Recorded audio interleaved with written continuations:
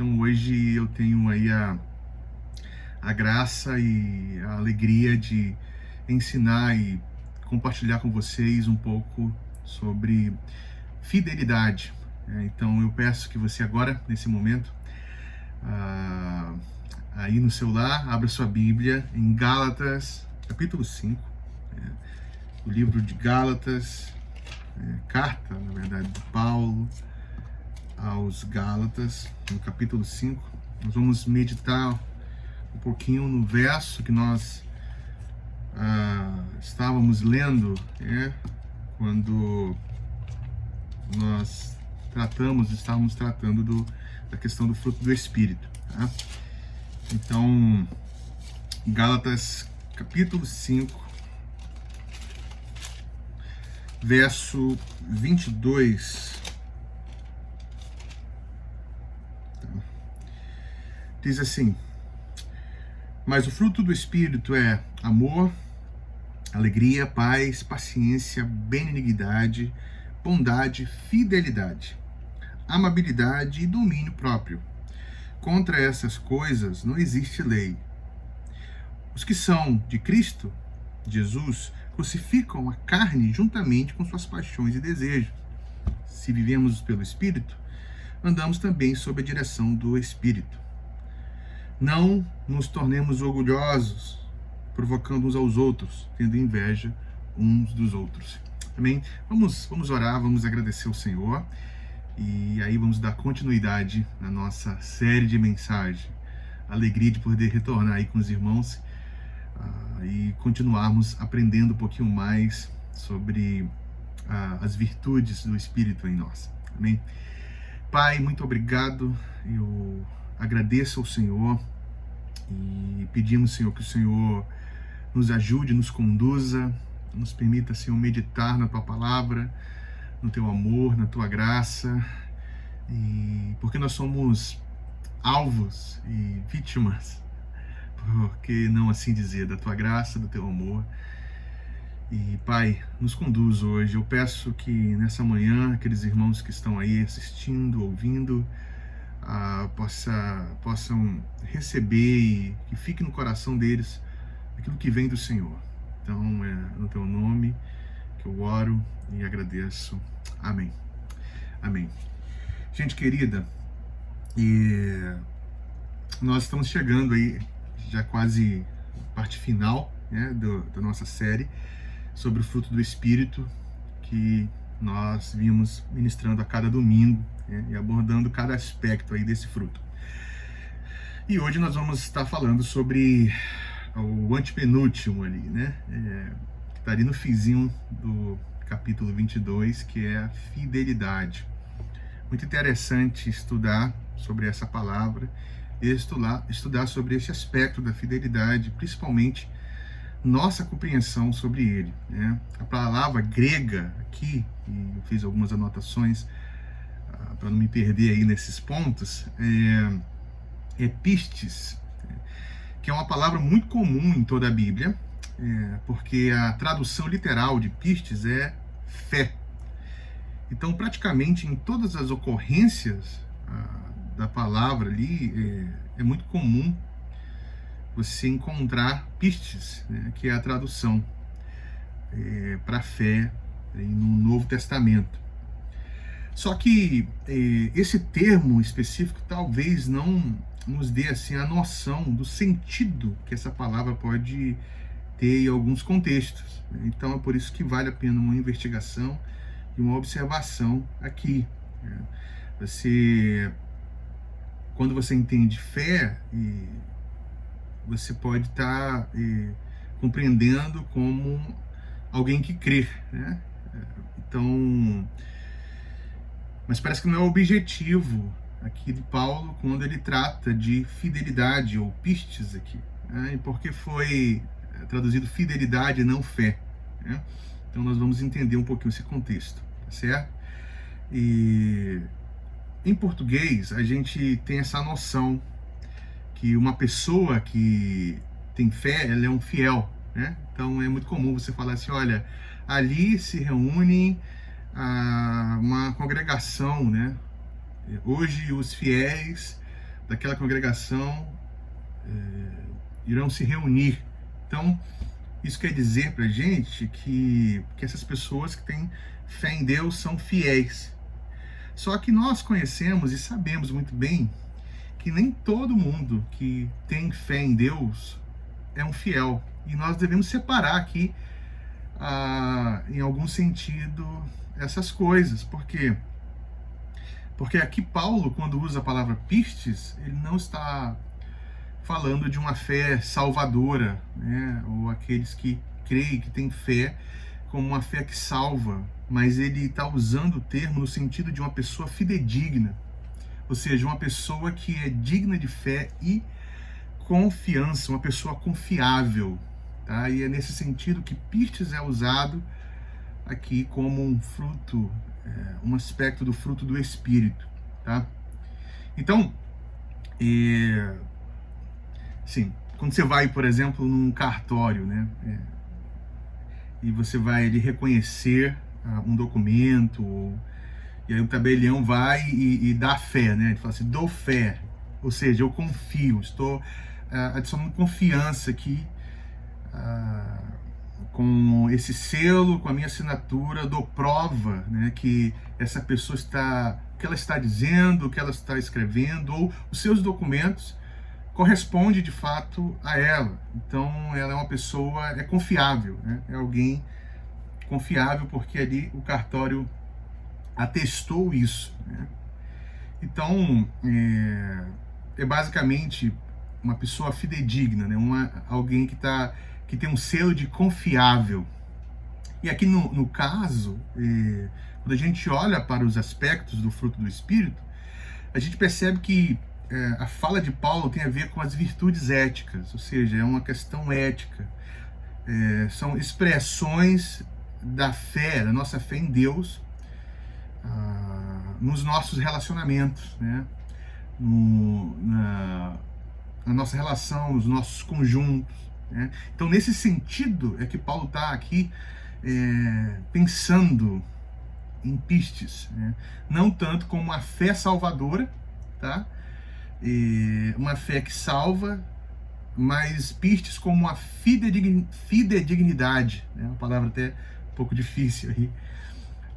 Aquele caráter na relação com o próximo, com Deus, de você ser uma pessoa confiável. Então, o fruto do Espírito aqui é esse. Paulo está usando pistes não como alguém que tem fé que o salvou, mas alguém que tem fé e confia, alguém confiável, né, fidedigno, né? Então a ideia aqui é fidedignidade mesmo, né? Nesse sentido de alguém que você pode confiar, alguém que você pode depender, e por isso foi traduzido aí como fidelidade, né? Porque dando como exemplo, para você compreender muito bem isso, a imagem que nós podemos usar aí é a imagem entre cônjuges, né? É uma imagem fácil de se relacionar a essa palavra de fidelidade, ou do fiel aí em pistes, né? Então, qual é a noção, tá? E por que a imagem do casamento aí é tão importante para nós compreendermos um pouquinho essa virtude, tá, gente? Então, porque o casamento, ele está baseado na aliança, né? Baseado no compromisso, ele está baseado na promessa. Então, alguém que tem essa virtude ética na sua vida é alguém fiel, né?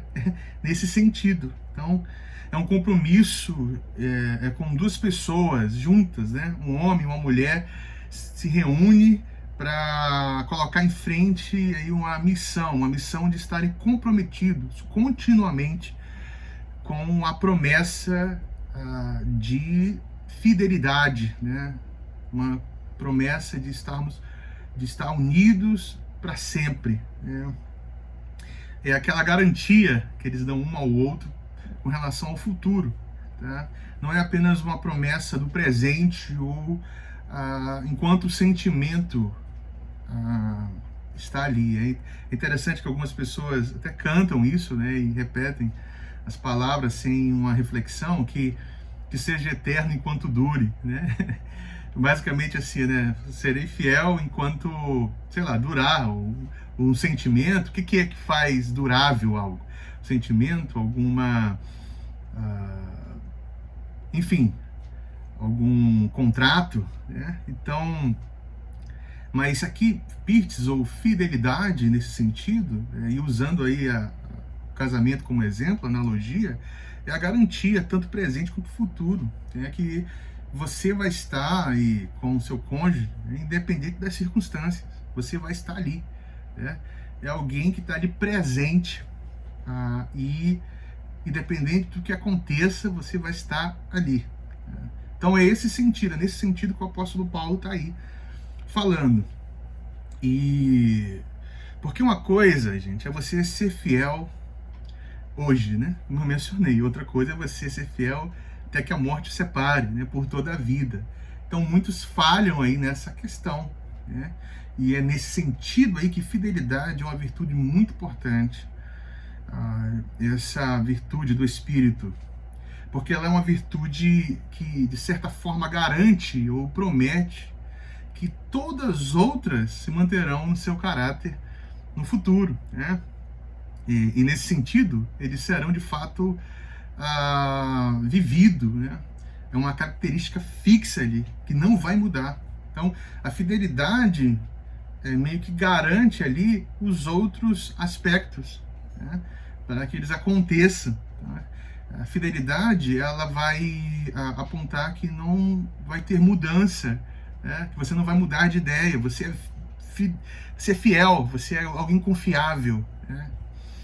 Então, que dependente das circunstâncias, você vai se manter ali firme para com a outra pessoa. Então é muito importante, é muito legal essa analogia aí do casamento.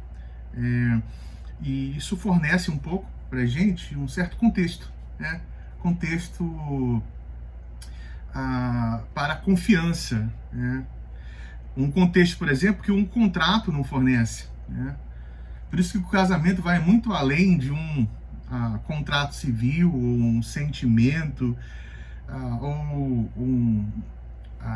uma assinatura ali diante de um juiz, ou diante de um pastor.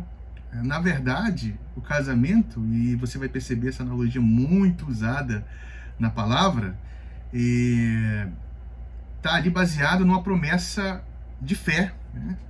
É naquele compromisso que haverá uma constância, que haverá uma presença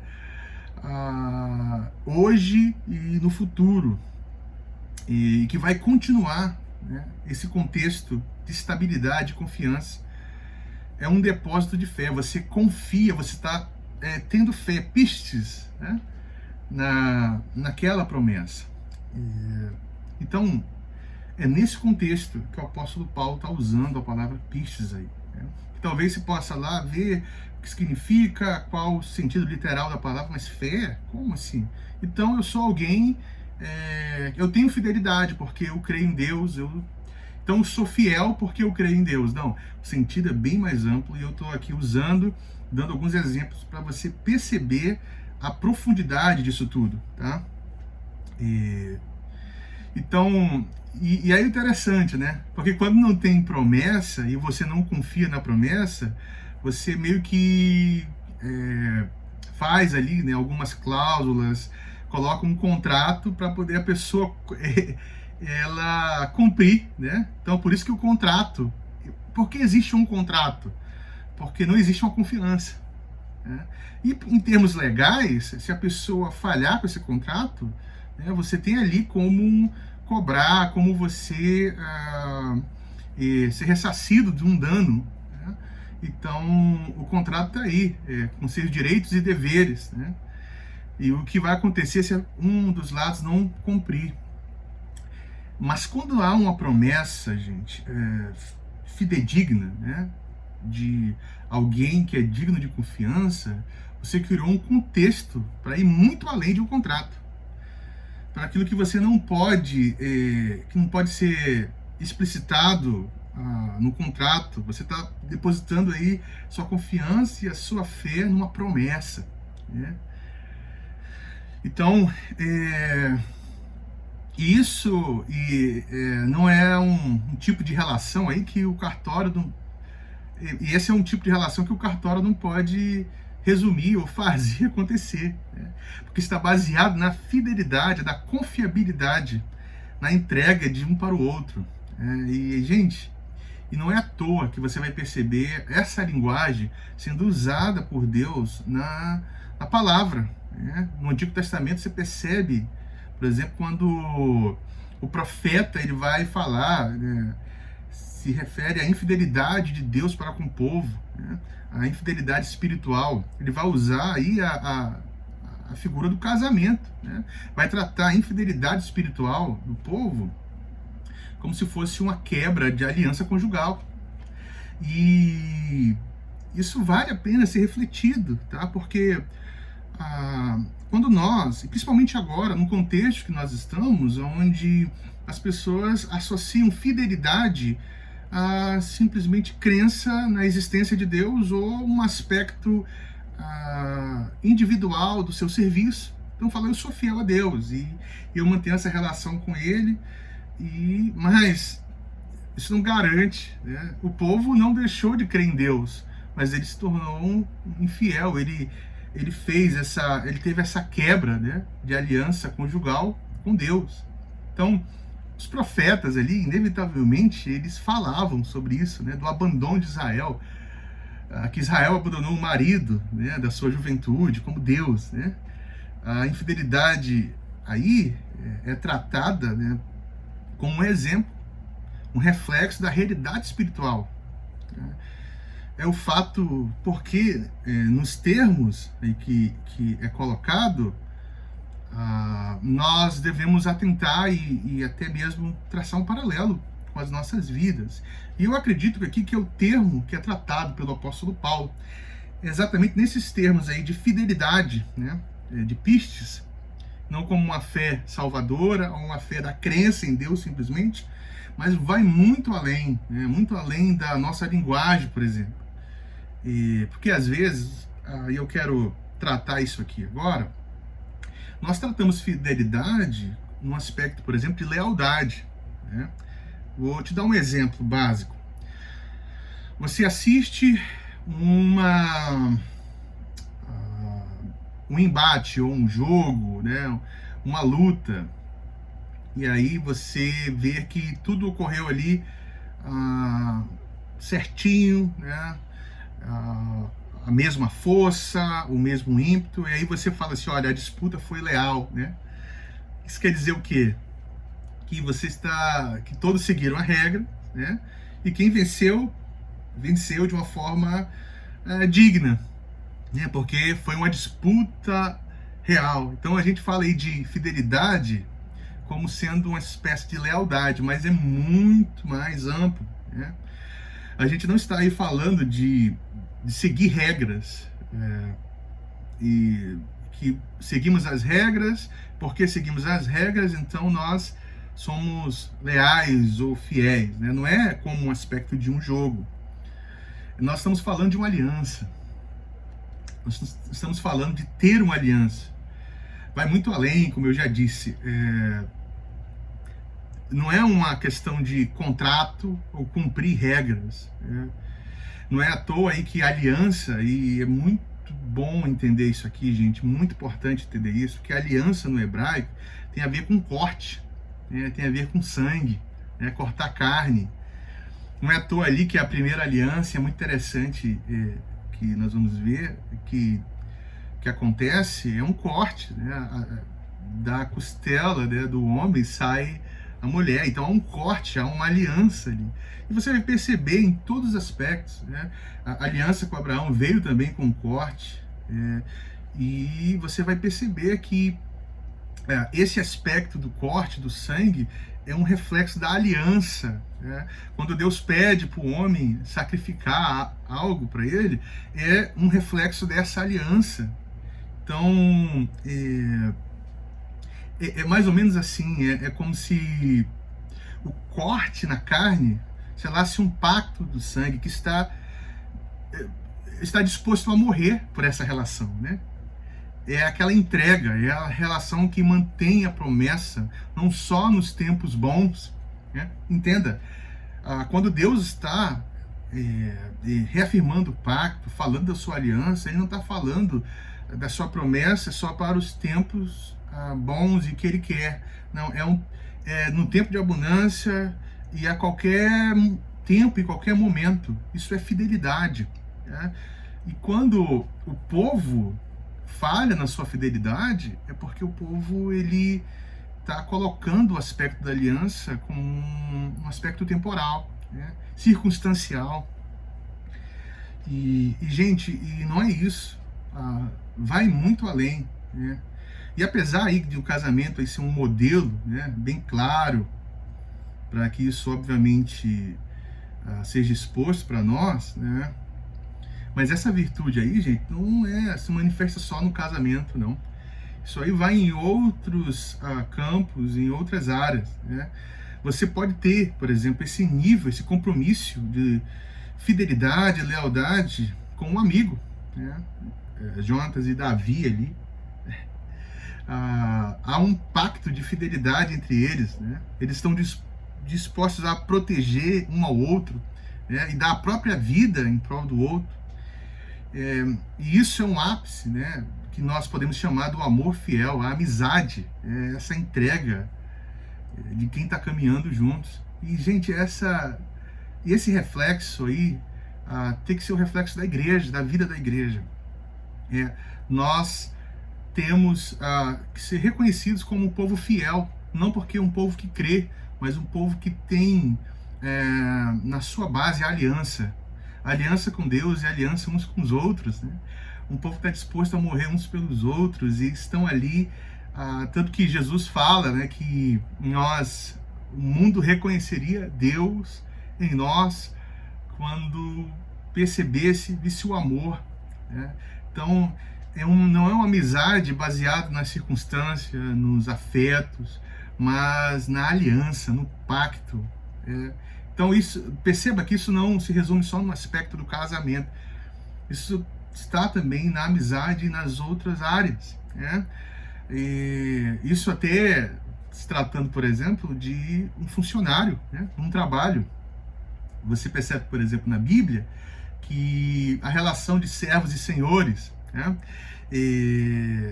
a imagem do Antigo Testamento, quando um servo amava tanto seu senhor e chegasse o tempo dele ser liberado, ser livre, mas ele amava tanto seu senhor, o que ele fazia? Ele cortava, né, sua orelha, colocava um brinco e ali cortava na carne, olha aí, carne cortada.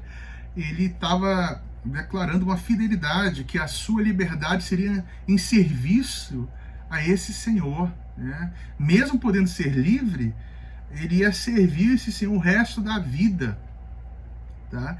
Então, gente, essa fidelidade, ele corta na carne. Então, literalmente, ele mantém uma relação de honra, né? Mantém uma relação de amor, fidelidade.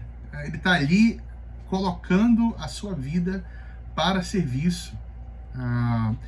Então, meus irmãos, Paulo, o fato de ele colocar pistes aí, nessa lista das virtudes do Espírito Santo, do fruto do Espírito, ele deixa claro aí que o que ele está dizendo aqui, que ele está falando de uma virtude ética, que tem uma conexão íntima com a nossa fé e com a nossa condição religiosa.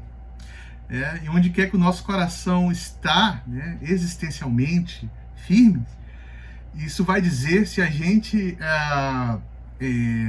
se as nossas promessas são confiáveis ou não. Né? Basicamente assim, onde está teu tesouro, ali está teu coração, não é isso? Onde você está confiando, em quem você confia, a quem você é fiel, vai provar, vai mostrar se suas promessas são confiáveis ou não. Tá? Então aqui parece que Paulo está usando a palavra de propósito para dizer o seguinte, tá? Eu pontuei aqui algumas coisas para nós refletirmos, tá? Então, a fidelidade, né? A fidelidade cristã é uma fidelidade que vem da fé, tá? Que vem da fé. Então, por isso a palavra pistes aí também. Não é uma lealdade circunstancial, tá? Eu sirvo a Deus e circunstancialmente eu estou ali observando. Se a coisa não ocorrer bem, eu deixo de servir, ou eu sirvo a Deus, eu amo a Deus de acordo com o sentimento do momento.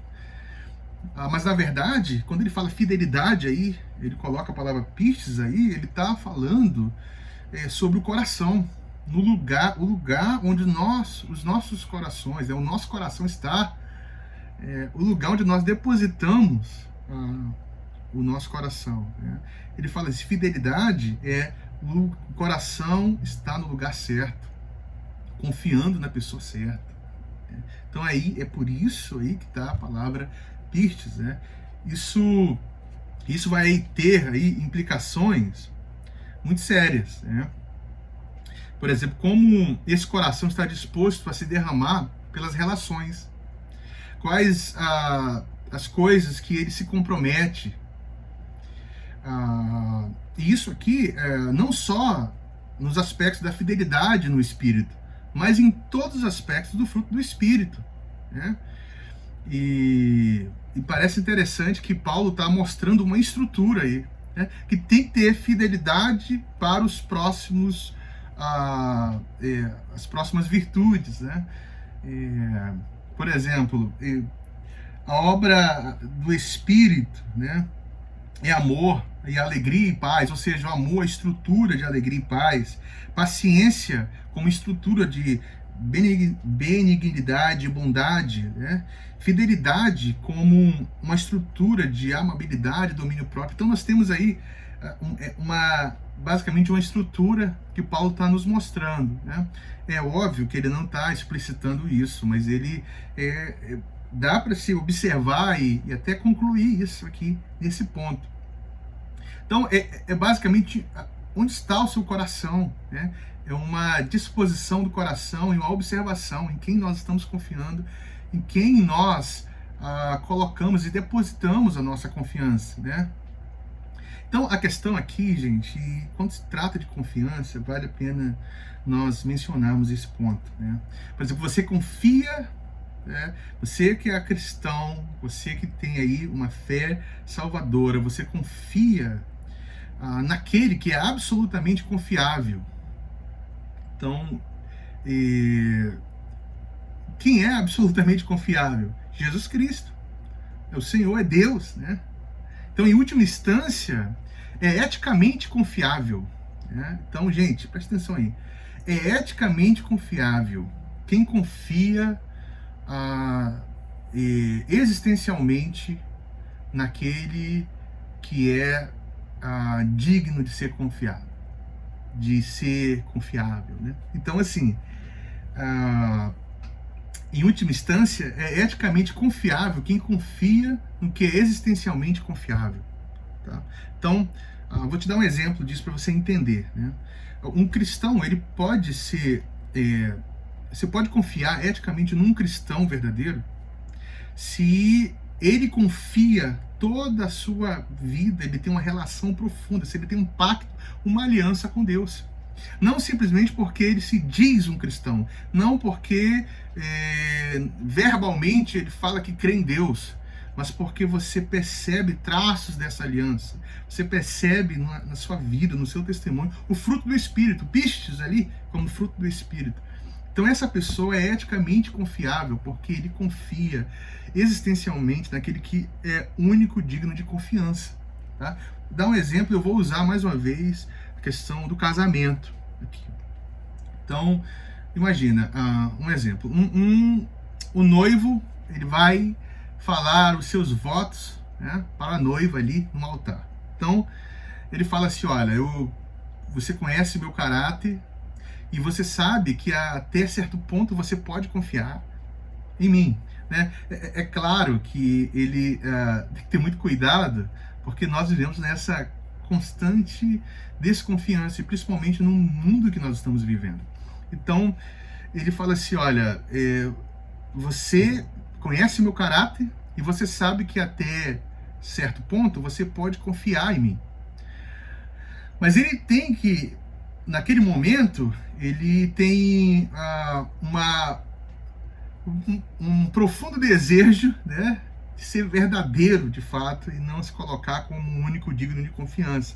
Então ele fala assim: mas nem eu confio em mim mesmo, absolutamente. Então seria meio que romantismo, né?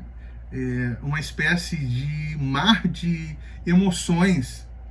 Ele ter que dizer que, baseado no seu caráter, na sua confiança, a esposa dele deveria crer nas suas promessas, né? Porque até acontece isso nos filmes, né? Nos filmes você tá ali, o herói, né? O mocinho da história coloca-se como uma pessoa digna de confiança e ele resolve tudo. Mas esse noivo que está aí dando os seus votos e falando sobre confiança e fidelidade, ele deixa claro, né, que em certo ponto ela pode confiar nele, né, e ela pode confiar nele em certo ponto, porque ele confia absolutamente em outro, né? Em quem? Em Deus, né? Então o que ele fala? Eu posso dizer que essa é a maior promessa, né, que eu estou fazendo. É porque ele está trocando alianças com ela hoje, né, naquele momento ali, atrelado numa aliança que ele já tem com Deus. Então ele deixa claro para ela que se um dia ele quebrar essa aliança, ele está quebrando uma aliança com Deus. E Deus é o maior tesouro da vida dele. É a maior coisa da vida dele. Então, ele está falando que até certo ponto ele é confiável, porque nem ele confia nele mesmo. Então, ele está falando, olha, confia nas minhas promessas, não colocando existencialmente em mim as coisas, mas da relação que eu tenho com Deus. É por isso que é muito importante, viu? Você que está orando por alguém, porque um cristão, ele precisa se casar e se relacionar com um outro cristão verdadeiro. Porque ele se relaciona e se entrega a alguém que tem uma aliança profunda com Deus. É por isso que você tem que observar o testemunho da pessoa, sua vida, a sua vida cristã, porque senão você vai confiar na promessa e a sua vida a uma pessoa que tem uma relação duvidosa. Ele tem fé por conta que ele fala que tem fé, ou até mesmo com algumas práticas, mas isso não resume ou fala ou prova que essa pessoa é uma pessoa fiel, ou fidedigna, ou digna de confiança, né? Precisa ter uma aliança, precisa ter um pacto ali de verdade. Então, foi com essa base de confiança que ela confia na promessa dele, né? Então ela vai confiar eticamente nele, porque ele confia absolutamente naquele que é confiável, né? Ela confia nas palavras do seu noivo, que vai se tornar seu marido, porque a sua confiança maior está em saber da relação dele com Deus, né? E que se ele quebra essas suas palavras, ele está aí quebrando a sua relação com o próprio Deus. Então, gente, isso é muito profundo. É nesses termos que nós devemos entender, tá, o que Paulo está falando aqui, né? Basicamente o que ele está falando, o noivo está falando assim, ó, eu não tenho condições de manter a minha promessa, mas aquele que eu tenho a aliança, ele pode sim, porque ele é fiel, ele pode me ajudar a ser fiel, e eu serei fiel porque eu tenho essa relação com ele. Você está entendendo? Ele não está se colocando como alguém que é absolutamente digno de confiança, mas ele tem uma relação profunda com alguém que é digno e é absolutamente digno de confiança, que é o próprio Deus. É por isso que um casal ele pode estar vulnerável diante do outro, né? Ele pode ser se entregar, né? É por isso da relação sexual também, né? No Antigo Testamento era assim, a aliança, a relação sexual, ali ele era um selo para o casamento, porque houve sangue, né? Houve uma entrega, e isso era um pacto, isso é uma aliança. Ou seja, é eticamente confiável quem confia no que é absolutamente confiável. Tá, gente? Um contexto para a gente entender e ir avançando nessa compreensão é basicamente assim, que a sua confiança em alguém tem que ser baseado na relação dessa pessoa com aquele que é único digno de confiança, né? Então, meus irmãos, ninguém, tá? Eu quero deixar isso muito claro aqui. Ninguém, nenhum ser humano é capaz de sustentar suas promessas em si mesmo. Ninguém. A pessoa pode ter provado seu caráter, a pessoa pode ter um histórico, pague suas contas, um histórico de fidelidade, mas entenda uma coisa: ninguém é capaz de sustentar suas promessas em si mesmo. E nós sabemos disso, né? Nenhum ser humano caído, nem mesmo um cristão que está em processo de santificação, que foi regenerado, nenhum ser humano caído é absolutamente confiável, nenhum.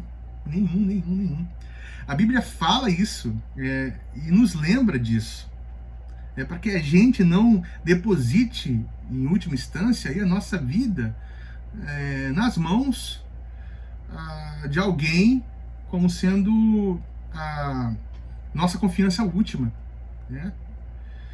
Jeremias, né? Eu vou citar o profeta Jeremias, depois você pode abrir lá em capítulo 17, do 5 ao 6, ele fala, né, que a nossa confiança tem que estar no Senhor, e maldito o homem que confia no outro homem, né? Então, ele fala que, e aqui, por favor, eu não estou aqui propondo uma espécie de caminhada, porque que sem confiança. Não, nós necessitamos de confiar, né? Nós necessitamos disso. Essa confiança nós precisamos confiar uns nos outros. Mas entenda, em última instância, nós confiamos na aliança que aquela pessoa tem com Deus. E não ultimamente nas suas promessas e nele mesmo, tá? Então, quando alguém deposita a vida na fidelidade ao outro como sendo absoluta, essa pessoa vai ficar sozinha, ela vai se decepcionar, vai se frustrar, ela vai viver aí num deserto de frustrações. Por quê? Porque ela, em última instância, confiou não na aliança e na confiança que essa pessoa tem naquele que é digno de ser confiável, mas em si mesmo, naquela pessoa mesmo, né? Por exemplo, Jesus falou isso. Você vai observar várias vezes na sua caminhada, na sua jornada, que Jesus fala que ele não fez ou não desenvolveu certas coisas porque os homens não eram confiáveis, né? Ele não confiava. Então, mas entenda, e você pode até falar assim: nossa, se o próprio Jesus não confiou nos homens, tá aí, se Jesus não confiou, eu não vou confiar mesmo, né? Então, não é isso, tá, gente? Por favor. Isso não significa que você não vai confiar em ninguém, tá? Não é essa a questão. A questão é que você não vai confiar absolutamente em nenhum ser humano caído, em nenhum ser colocar sua total confiança, né? Nós somos relativamente confiáveis, mas Deus é absolutamente confiável. Então, especificamente aí nessa relação, as nossas crenças, né, é onde nós depositamos o nosso coração. Veja aonde está o coração dessa pessoa, né, em que ela confia, e aí essa pessoa pode ser relativamente confiável, tá? Por favor, não estou aqui falando para você que você deve andar com a pulga atrás da orelha com todo mundo, e principalmente com seus irmãos da fé. Mas observe em quem essa pessoa confia. O quão confiável, por exemplo, é uma pessoa que você sabe que o Deus dela é o dinheiro, né? É o mamon. Qual o compromisso que essa pessoa vai ter com a sua igreja? Qual o compromisso que essa pessoa vai ter com os projetos da sua igreja? Qual o compromisso que essa pessoa vai ter quando você mexer com o Deus dela? Eu como pastor, já vi muitas pessoas deixarem de servir a sua comunidade, romper relações quando mexe no seu Deus, né? Eu estou usando aqui o mamon, o dinheiro, mas tem outras áreas, né? Pode ser uma pessoa, né? Pode ser um sonho, um projeto. Você mexe no sonho daquela pessoa, acabou. E quão confiável é essa pessoa, que o seu Deus é outra coisa, né? Onde ela deposita sua confiança sei lá, na sua missão ou algo desse tipo. Então, essa pessoa vai ser relativamente confiável até que mexam naquilo que ela confia, né? Quem confia no dinheiro, mexeu com o dinheiro dela, acabou, né? A pessoa não é mais confiável. Ela vai fazer de tudo e vai ter até um certo conflito. Mexeu no sonho de alguém, mexeu com a pessoa, né, que essa pessoa confia, enfim. Tá? Então, por isso que eu acho que um cristão maduro, ele só se abala de fato mesmo, no sentido de entrar numa crise, se mexer com Deus, né? O Deus verdadeiro, né? Então, nas nossas relações, gente, a gente estabelece aí uma certa garantia, né? Nós vivemos ali com certas leis, que essas garantias de contrato, para que as pessoas não ultrapassem os limites, né? Porque se faz tal coisa, porque nós confiamos em alguém, porque existe alguma lei aí, que se ela fizer tal coisa, ela pode ser presa, ela vai ser punida, né? Mas é diferente com aqueles que nasceram de novo. Então o que o Espírito produz em nós, né, o que é feito na nova criação, vai muito além disso, de um contrato ou dessa segurança que se a pessoa faz algo, ela vai ser punida, né? Na verdade, pessoas que confiam relativamente em outras pessoas, porque elas confiam naquele que é absolutamente digno de confiança, que é Deus. Então, por isso que nós podemos confiar uns nos outros, como irmãos em Cristo. Por quê? Porque nossa confiança está no Senhor. Tá? Então, isso é precioso demais. Tá? Então, e é por isso que nós estamos aqui dispostos a nos entregar uns pelos outros. Por quê? Porque nós confiamos no Senhor e nós temos a virtude do Espírito. Eticamente, somos confiáveis, porque nós confiamos naquele que é digno e absoluto de confiança, né? Que é o Senhor. E, gente, é interessante como o Espírito Santo trabalha, né? A graça de Deus operando no meio da igreja, e mostrando o testemunho da igreja no mundo. Ela tem que ser precioso. Por quê? Porque o mundo vai observar que ali existem irmãos de aliança, que cuidam uns dos outros, sabe?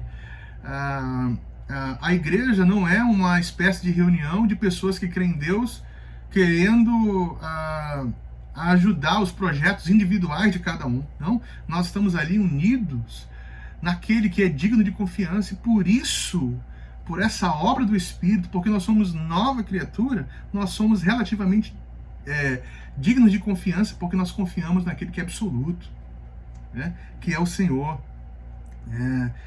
E é interessante que na nossa jornada eu já vi muito isso acontecer. Nós encontramos pessoas que falam: olha, fiquei frustrado com a igreja, fiquei frustrado com pastores me enganou, eu não confio mais em ninguém, não confio mais em casamento, meu marido me traiu, minha esposa me traiu. E aí fala das pessoas que cometeram algo contra elas, né? E elas não confiam mais em ninguém, e às vezes vivem essa relação aí na igreja, nas coisas, como nessa espécie de desconfiança, e é muito difícil viver assim. Mas, ao invés de você confiar, né, absolutamente nas pessoas, parece que essa pessoa confiou a sua vida às pessoas. Ela não confiou na pessoa, ela confiou a sua vida absolutamente a essas pessoas. E isso tem uma diferença, né?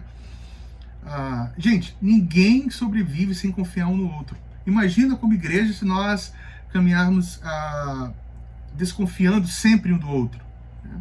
Porque nós temos uma dependência, nós somos uma comunidade, nós somos uma igreja. Então, nós precisamos confiar um no outro, mas em última instância nós confiamos na relação que o outro tem com Deus, né? Não absolutamente naquela pessoa. Então, as pessoas correm risco muito maior quando elas confiam a si mesmas as pessoas, e não apenas confia na pessoa, né? Então, ela está decepcionada não porque uma confiança foi quebrada, mas porque ela confiou a sua vida naquela relação, naquele sonho, naquela pessoa. Então, ela confiou a sua espiritualidade a um sonho, ela confiou a sua espiritualidade a uma igreja, ela confiou a sua espiritualidade a um pastor. E essas pessoas são relativamente dignas de confiança, mas elas podem, porque são pessoas caídas, né? E principalmente quando não tem um testemunho de uma relação, de um pacto profundo com aquele que é um único digno de confiança. Aí o que acontece? As pessoas, elas se decepcionam e elas correm um grande risco. Então, nosso trabalho como igreja do Senhor é viver essa virtude do Espírito e praticando isso, né? Porque as pessoas podem confiar em nós. Não é porque nós temos um bom caráter, é porque nós confiamos naquele que é único, digno de confiança. Então, nós somos chamados a voltar e estabelecer essas confianças nas relações. Então, mas qual é o caminho aí para a gente voltar aí, caminhando para o final aí, gente? É confiar em Deus, sabe?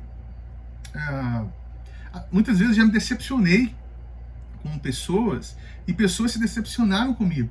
Por quê? Porque de alguma forma nós invertemos as coisas. Nós passamos a confiar absolutamente naquela pessoa. Imagina quando alguém não é fiel com seu irmão ou com a sua comunidade, seja no seu serviço, na sua fala, e você percebe uma relação de troca, né, de ganho, você se decepciona, né? Quando alguém não é fiel nas suas finanças, fiel na sua relação como um todo, você se decepciona. E essa decepção revela que você está confiando de certa forma absolutamente em alguém.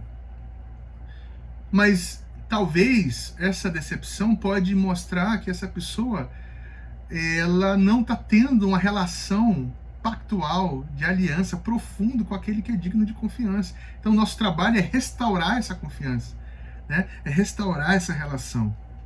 Então, existe só um ser humano, meus irmãos, que é digno de confiança, que é confiável. Só existe alguém de carne e osso que pode ser, de fato, o nosso amigo, o nosso irmão, é onde nós devemos depositar a nossa confiança, é Jesus Cristo. É Jesus, ele não caiu em tentação, ele não pecou, ele venceu a tentação no deserto, onde Adão ali, o homem caiu, ele venceu. Ele tem uma profunda relação, uma aliança com seu Pai. Ele veio do Pai, foi fiel ao Pai. É interessante você observar Jesus falando, olha, eu faço o que eu vejo o meu Pai fazer, e a relação de Jesus com o Pai assim é lindo de ver. Tá? Então ele tem uma relação, porque esse ser humano, ele confiou absolutamente no seu Pai, que é digno de confiança, dependeu dele até o fim, ele dependeu do Pai até o fim. Nós podemos confiar em Jesus Cristo, porque Ele é Deus e Ele é um ser humano de carne e osso que confiou no seu Pai, confiou naquele que é o único digno de confiança. Sabe, é absolutamente confiável por toda a eternidade Jesus Cristo. Isso não é coisa pequena, meu irmão. Isso não é algo que você, tudo bem. Não. É algo profundo, onde nós devemos nos ancorar, abraçar isso com todas as nossas forças, sabe?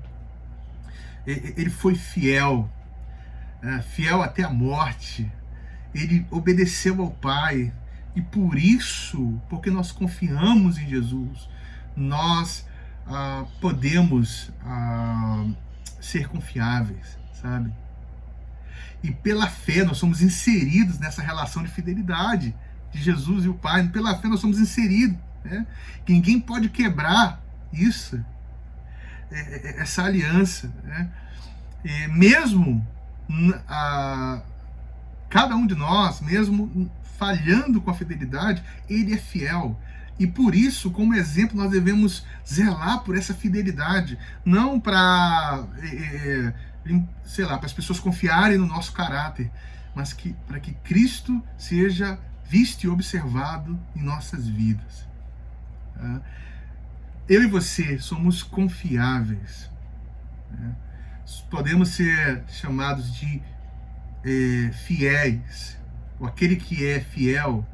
Temos fidelidade porque nós abraçamos, fomos inseridos na relação daquele que é fiel, sacerdote fiel, né? O homem que é fiel com seu Pai. Fomos inseridos aí, e por isso nós podemos ser chamados de fiéis. Então, a reunião dos fiéis não é a reunião daqueles que creem somente, mas daqueles que honram a aliança com Deus e honram a aliança uns com os outros.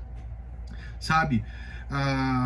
Alguém que é fiel, ele não deixa de ser fiel pela circunstância. Ele não sofre variações, né? Ele é firme, ele é constante.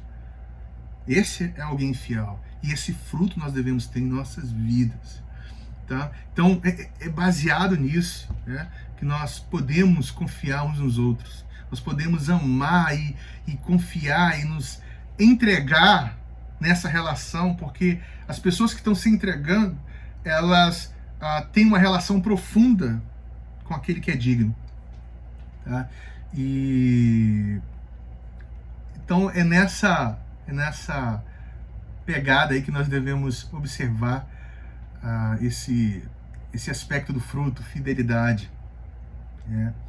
Então, gente, finalizando aqui, nós devemos entender algo, que somente Cristo é absolutamente confiável, e estando nele, nós somos confiáveis. Né? Deus, ele não está nessa categoria aí de ele é fiel porque há uma fidelidade vai desenvolvendo dele. Não, isso é caráter dele, é atributo do próprio Deus. Ele é assim, ele é fiel. Né? E porque ele é fiel, nós olhamos para a história, olhamos para as Escrituras, né?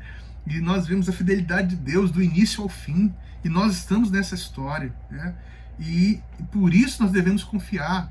Nesse momento nós passamos por um momento difícil, nós passamos por uma pandemia, nós ficamos ali chocados com muitas coisas, mas entendemos algo, que Deus é fiel, e esse Deus que é fiel, que é absolutamente confiável, é o Senhor da história. Né? Então, ele tem paciência conosco, ele controla e ele tem o controle de todas as coisas.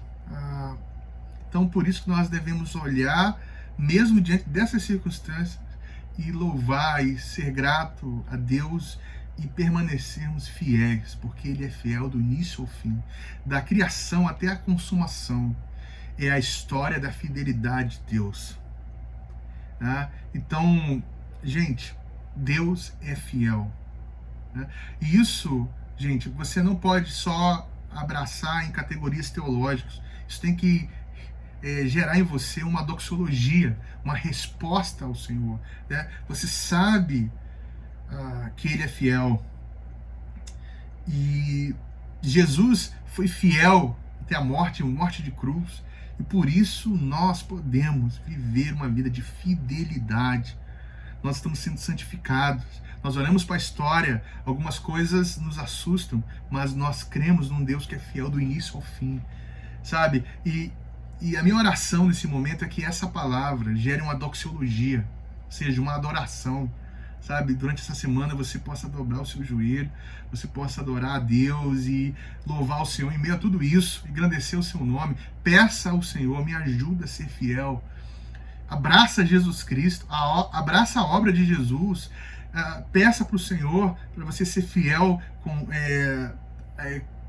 com Ele, né? E a fidelidade dele afetar você de tal forma que você é fiel à sua comunidade, fiel com seus irmãos, e você testemunha isso, e daqui a pouco essa relação entre nós vai refletir o amor de Deus, e esse testemunho vai atingir e afetar a cidade. Nós precisamos viver a fidelidade nesse aspecto doxológico. Ele é fiel do início ao fim.